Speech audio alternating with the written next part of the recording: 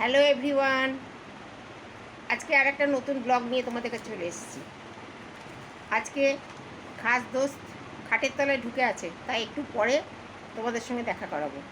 তার আগে আমি একটা কবিতা লিখেছি, তোমরা শুনে বলবে তো কেমন লিখেছি। শোনো, আমার যখন মনে আসে না তখনই আমি লিখে ফেলি।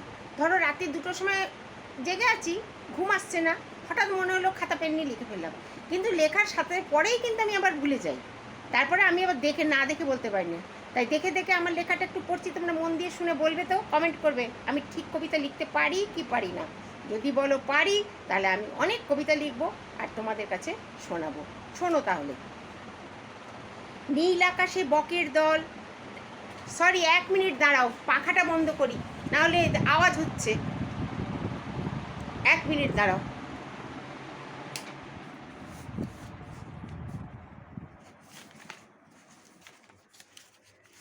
শোনো, শুরু করছি, মন দিয়ে শোনো।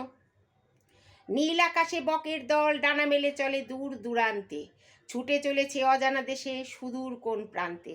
আগ্রহী মন যেন জানতে চায় কোথায় চলেছে তারা, দিগন্তে হারিয়ে যায় মন যেন দিশাহারা।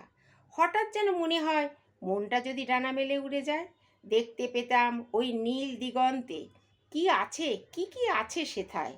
অজানাকে জানবার পিপাসা তৃপ্ত হবে কি করে, আমি তো বকের দল নই, ডানা যে নেই দেহের মাঝারে।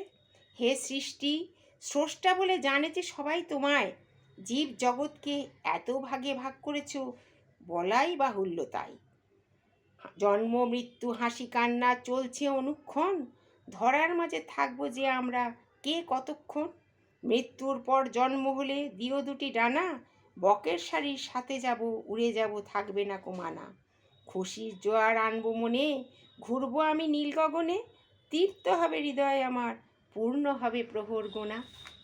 কেমন হয়েছে আমাকে কিন্তু জানাবে, জানাবে তো।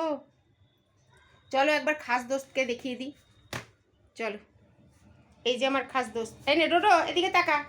ডোডো এই নে, এই দেখ তো ডোডো, ডোডো দাঁড়াও, খাস দোস্তকে একবার দেখিয়ে দিই।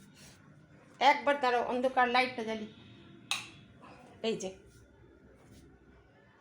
এই যে আমার খাস দোস্ত, এই যে,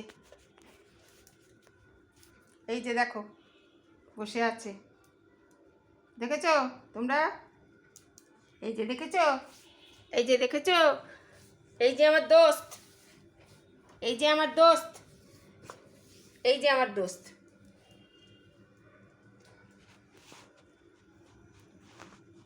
আজকে রাখি, টাটা।